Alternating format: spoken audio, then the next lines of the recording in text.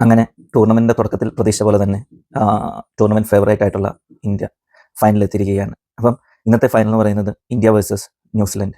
അപ്പം ഞാൻ പറയുവാണെങ്കിൽ ഇന്ത്യ ഈ ടൂർണമെൻറ്റിൽ ഏറ്റവും കൂടുതൽ കടപ്പെട്ടിരിക്കുന്ന ഒരു ടീം എന്ന് പറയുന്നത് സൗത്ത് ആഫ്രിക്കയോടാണ്. കാരണം മറ്റൊന്നുമല്ല, വളരെ അനിവാര്യമായ ഒരു സമയത്ത് സൗത്ത് ആഫ്രിക്ക ഇന്ത്യയെ തോൽപ്പിച്ചു. അത് വെറൊരു തോൽവിയായിരുന്നില്ല. അപ്പം ആ ഒരു തോൽവിയോട് കൂടി ഇന്ത്യൻ ടീമിൽ വമ്പൻ അഴിച്ചുപണികൾ നടന്നു. ഇന്ത്യൻ ടീമിൻ്റെ ആ ഒരു കോൺഫിഡൻ്റ് ആയിരുന്ന ഒരു ഓപ്പണിംഗ് ജോഡി തന്നെ അവിടെ ബ്രേക്ക് ചെയ്യപ്പെട്ടു.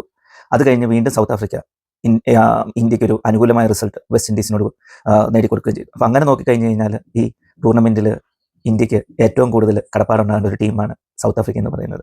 അപ്പം അതുകൊണ്ടും ആ ഒരു തോൽവി കൊണ്ട് മാത്രമാണ് നമുക്കിന്ന് കാണുന്ന ഒരു സഞ്ജുവിനെ ആ ഒരു ടീമിലേക്ക് വീണ്ടും തിരികെ വിളിക്കാൻ പറ്റിയതും അങ്ങനെ ഒരു കോമ്പിനേഷൻ ചേഞ്ച് ഉണ്ടാകാൻ സാധിച്ചതും. അപ്പം തിരിച്ചു വന്നൊരു സഞ്ജു എന്ന് പറയുന്നത് ശരിക്കും പറഞ്ഞു കഴിഞ്ഞാൽ ഫോം ഔട്ടിൻ്റെ ഒരു നിഴൽ പോലും ഇല്ലാത്ത വളരെ കോൺഫിഡൻ്റ് ആയിട്ടുള്ള പുള്ളി ഏറെ വിമർശനങ്ങൾ കേട്ട അതേ ഫുട് വർക്കുമായിട്ട് തന്നെ തകർത്തടിക്കുന്ന ഒരു കാഴ്ചയാണ് നമുക്ക് കാണാൻ പറ്റിയത്.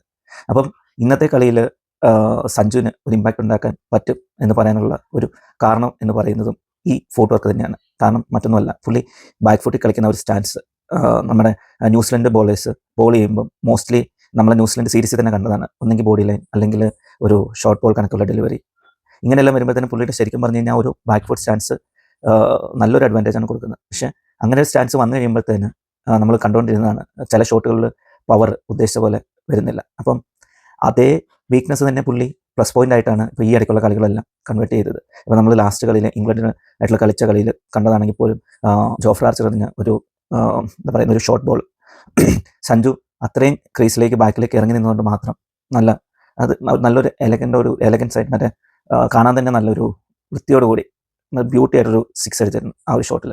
പിന്നെ വെസ്റ്റ് ഇൻഡീസ് ആയിട്ടുള്ള കളിയിലും നമ്മൾ കണ്ടാണ് ജേസൺ ഹോൾഡർ എറിഞ്ഞ ഒരു സ്ലോയിഷ് ആയിട്ടുള്ള ഡെലിവറി ഒരു ബോഡി ലൈൻ ലെവലിൽ തന്നെ വന്നെന്ന് നമുക്ക് പറയാൻ പറ്റുന്ന പുള്ളി സാധാരണഗതിയിൽ അത് ലെഗിലേക്ക് കളിക്കേണ്ട ഒരു ബോൾ പുള്ളി കാമായിട്ട് നിന്ന് ഓഫിലേക്ക് കട്ട് ചെയ്ത് വിട്ടൊരു കാഴ്ച. അപ്പം എനിക്ക് തോന്നുന്നത് വെച്ച് കഴിഞ്ഞാൽ പുള്ളി സഞ്ജു മനസ്സിലാക്കി കഴിഞ്ഞു പുള്ളിയുടെ വീക്ക് പോയിന്റ്സ് എന്തൊക്കെയാണ് എതിരാളികൾ മനസ്സിലാക്കിയത്, എങ്ങനെയാണ് പുള്ളി വീഴ്ത്തിക്കൊണ്ടിരുന്നുള്ള കാര്യം ക്ലിയർ ആയിട്ട് സഞ്ജുവിൻ്റെ ഒരു അണ്ടർസ്റ്റാൻഡിങ് വന്നു. അത് ഓവർകം ചെയ്ത് പുള്ളി ഇവിടെ വന്നതാണ് പുള്ളിയുടെ ഒരു സക്സസ് എന്ന് പറയുന്നത്. അപ്പം അതുപോലെ തന്നെയാണ് അഭിഷേക് ശർമ്മയുടെ കാര്യം. അഭിഷേക് ശർമ്മയ്ക്ക് ഓഫ് സ്പിന്നറിനോടുള്ളൊരു വീക്ക്നെസ് എല്ലാ ടീമിനും മനസ്സിലാക്കി കഴിഞ്ഞു. അതനുസരിച്ചുള്ള ഫീൽഡ് പ്ലേസ്മെൻറ്റ്. ഇപ്പോൾ കഴിഞ്ഞ കളിയാണെങ്കിൽ പോലും സഞ്ജു വളരെ നല്ല രീതിയിലാണ് സ്പിന്നേഴ്സിനെ സ്ട്രൈക്ക് ചെയ്തുകൊണ്ടിരുന്നത്.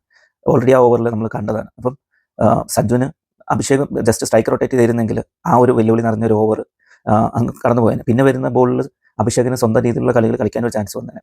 അപ്പം ശരിക്കും പറഞ്ഞു കഴിഞ്ഞാൽ എപ്പോഴും ഫോം ഔട്ടായ ഒരു കളിക്കാരൻ ആദ്യം ബോൾ വേസ്റ്റ് ചെയ്യാണ്ട് സിംഗിൾസോ ഡബിൾസോ ഒക്കെ സ്ട്രൈക്ക് റൊട്ടേറ്റ് ചെയ്ത് ശരിക്കും ഒരു ടൈമിംഗ് വന്നു കഴിയുമ്പോൾ മുതൽ ആഞ്ഞടിക്കാൻ നോക്കണം.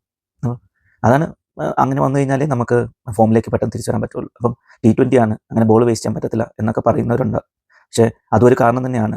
എന്നിരുന്നാലും ലാസ്റ്റ് വേൾഡ് കപ്പിൽ വിരാട് കോഹ്ലിയെ പോലെ ഫൈനലിന് വേണ്ടിയിട്ട് മികച്ച ഇന്നിങ്സ് അഭിഷേകിന് കളിക്കാൻ പറ്റട്ടെ എന്ന് ഞാൻ ആഗ്രഹിക്കുന്നു. അപ്പം അതുപോലെ തന്നെ വേറൊരു നമ്പർ 1 കളിക്കാരൻ നമ്മുടെ വരുൺ ചക്രവർത്തി, പുള്ളിക്കും ടൂർണമെൻറ്റിൻ്റെ തുടക്കത്തിൽ എങ്ങനെ വന്നോ അങ്ങനെ ഒരു ഫോമിലേക്ക് അവസാനത്തിലേക്ക് പോകാൻ സാധിക്കുന്നില്ല.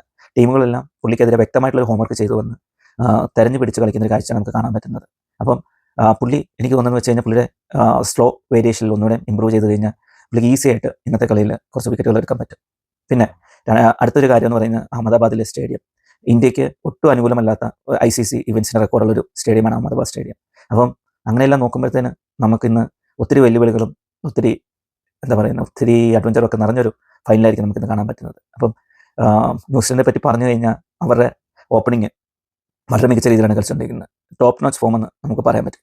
അപ്പം അങ്ങനെയുള്ള ടീമിനെതിരെ നമ്മുടെ ഒരു ആവറേജ് ഫോമിലുള്ള നമ്മുടെ ബോളേഴ്സ് ഇറങ്ങുമ്പോൾ റിസൾട്ട് ഉറപ്പായിട്ടും അല്പം പേടിപ്പെടുത്തും. പക്ഷേ എനിക്ക് തോന്നുന്നത് വെച്ച് കഴിഞ്ഞാൽ നമുക്ക് ഒരു ബുംറയുണ്ട്, അവർക്കതില്ല. അപ്പം ബുംറയുടെ 4 ഓവറും സഞ്ജു എങ്ങനെ പവർ പ്ലേ ഹാൻഡിൽ ചെയ്യുന്നു എന്നുള്ളതായിരിക്കും ഇന്നത്തെ ഇന്ത്യയുടെ വിജയം.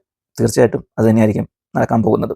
ഇൻ കേസ് ഇപ്പം ഇതിലാരെങ്കിലും ഒരാൾ ഫെയിൽ ആയെന്നുണ്ടെങ്കിൽ നമ്മൾ ബാക്കിയുള്ള കളിയിൽ കണ്ട പോലെ ആരെങ്കിലും ഒരാൾ ഒരു രക്ഷാവേഷത്തിൽ അവതരിക്കും എന്ന് തന്നെ നമുക്ക് നോക്കാം. അപ്പം 2023 അഹമ്മദാബാദിൽ നടന്ന ഫൈനൽ റിപ്പീറ്റ് ചെയ്യാണ്ടിരിക്കട്ടെ. ഇന്ത്യ ഇന്ന് ജയിച്ച് അവിടുത്തെ റെക്കോർഡുകളെല്ലാം തിരുത്തിക്കുറിച്ച് കപ്പ് നേടണം എന്നാണ് എൻ്റെ ആഗ്രഹം. പിന്നെ ടോസ് നിർണായകമല്ല എന്നെല്ലാവരും പറയുന്നുണ്ടെങ്കിലും എൻ്റെ ഒരു അനലൈസ് വെച്ചിട്ട് ടോസ് അവിടെ ഒരു വൈറ്റൽ റോൾ തന്നെയാണ് പ്ലേ ചെയ്യുന്നത്. കാരണം ഫസ്റ്റ് ബാറ്റ് ചെയ്യുമ്പം പിച്ച് ഇച്ചിരി സ്റ്റിക്കി ആയിട്ട് ബിഹേവ് ചെയ്യാനുള്ള ചാൻസസ് എല്ലാം ഞാൻ സ്കോർ നോക്കി വെച്ചിട്ട് കാണുന്നുണ്ട്. അപ്പം അങ്ങനെ വന്നു കഴിഞ്ഞാൽ പവർ പ്ലേയിൽ റൺസ് കയറി വരിക എന്ന് പറയുന്നത് അത്ര ഈസി അല്ല. അവിടെ നമുക്ക് ആവശ്യം വരുന്നത് ഡെത്തിലെ ഒരു ഹാർഡ് ഹിറ്റിംഗ് ആണ്. അപ്പം ഒന്നെങ്കിൽ റിങ്കുവിനെ പോലൊരു എക്സ്ട്രാ ബാറ്റർ ടീമിലുണ്ടെന്നുണ്ടെങ്കിൽ ഫസ്റ്റ് ബാറ്റിംഗാണ് ഇന്ത്യക്ക് കിട്ടുന്നതെന്ന് വെച്ച് കഴിഞ്ഞാൽ അത് നല്ലൊരു ബെനിഫിറ്റാണ് ടുവേർഡ്സ് ദി എൻഡ്. അപ്പം നമുക്കെന്തായാലും കാത്തിരുന്ന് കാണാം. അധികം മണിക്കൂറുകളില്ല. ഇന്ത്യ ജയിക്കട്ടെ.